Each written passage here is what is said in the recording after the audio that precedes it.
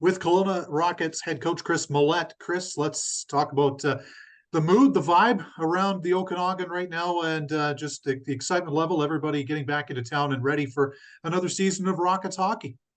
Yeah, I mean, there's a definite buzz, obviously, with a few of the acquisitions that we were able to make at the end of last year and throughout the summer.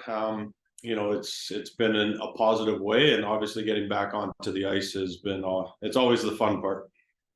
Yeah, you talk about some of the new faces. I mean, TJ Ginla, one of them. You even go back to last year with the likes of Middlestead coming into your group, and then Hiroki Goisik, who we spoke to earlier in the summer as well. Just three names off the top of my head, Kris. But is it kind of neat to have a bit of new blood, new energy, as kind of you guys get ramped up here? Yeah, absolutely. I mean, obviously graduating players and draft picks coming in in and year out, but acquisitions of, like you had mentioned, Hiroki and Tej, and then obviously Michael Cicek out of Spokane as well. Just gives our forward group a different look. And albeit they're two 17-year-olds, but we're going to be relying on them heavily for to generate some offense. And then by all accounts, Michael Cicek has been as advertised. He's come in, he's worked extremely hard, been a real good person, and I think he's very driven. And I think that I'm hoping that really big things come out of him as well. Of course, you get Goisik, who had been playing junior hockey down the road in Penticton last year, and your club drafted his brother as well. In fact, as we speak right now, his brother was just named to the WHL Cup roster by BC Hockey.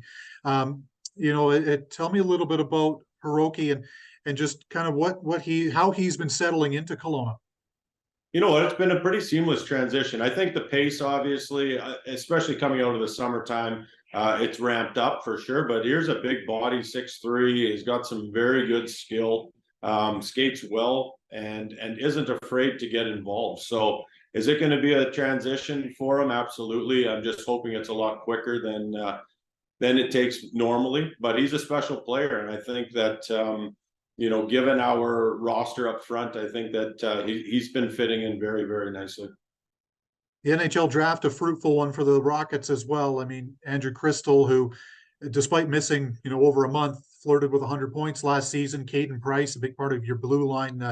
What kind of leadership, additional kind of development are you guys hoping to see out of Andrew and Caden now that they're kind of getting their feet wet at the professional level with both the NHL draft and some camp experience?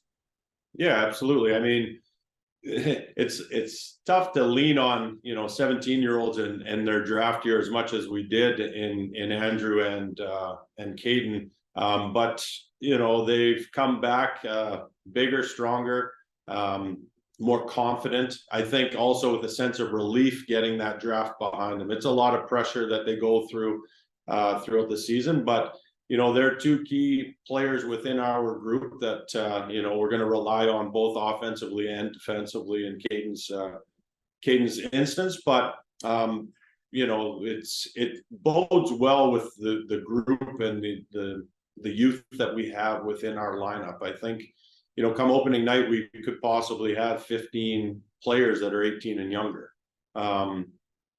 So we're excited about that, and obviously they're a big part of it. A couple of your players are earning free agent invites to NHL camps as well. Notably, off the top of my head, Jackson D'Souza, who's been a big part of your blue line, right, and Yari Kikkonen, who's come in and has kind of really solidified his position in your crease. Maybe obviously different types of players, one being a defenseman, one being a goaltender, but two guys maybe on the older end of the spectrum that you'll be looking at as leaders this year as well. 100%. I mean, Jackson, he earned that with his play, and he's kind of come into his own as a defensive and really relishing that role. And Detroit, Kelowna, we're very fortunate to have quite a few scouts at our games often, especially with draft eligibles, and that'll be no different this year with the Ginla and Goisik. But they saw a lot of him and just what he's able to sacrifice. And I think that his game has gotten better with time for sure, and the leadership that he shows of just whatever it takes mentality, got him that opportunity, and I think it's going to bode well for us moving forward. And if he goes there and opens some eyes, even more so for potential pro contracts, then we did our job. And I know he's excited for it. And in Yari's case, obviously down the stretch last year and especially into playoffs, I mean, he was a difference for us. And obviously in the Seattle series was magnificent. So Calgary noticed that and invited him to not only development camp and obviously now the young stars. So hoping that he does the same thing that he did for us at the end of the year and into Calgary as well.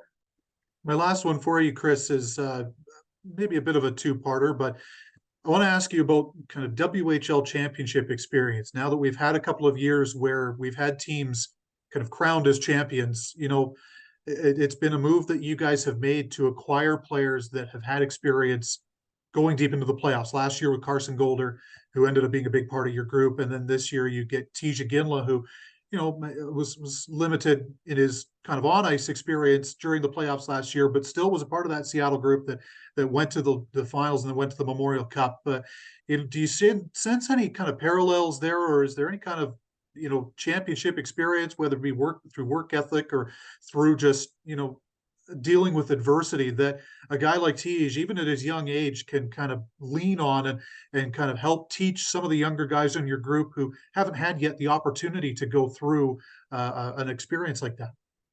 Absolutely. It is a very valuable tool to be involved in that type of atmosphere and those pressure situations. And like you alluded to, the potential adversity that you go through and how teams or coaches or groups deal with it. It's great regardless of age. But I think that, our group is hungry to get somewhere. I've had a taste of it as a coach, albeit quite some time ago when I first started, but it's not easy. We know that. And there's going to be failure to get to where we need to be. There's going to be mountains that we have to get through. But, having players that have been through the rigors is very valuable for our group. And like I said, it doesn't matter how old you are. You went through it. You were fortunate. And once you get that taste, you want another piece of it as quick as possible. So that's great for us.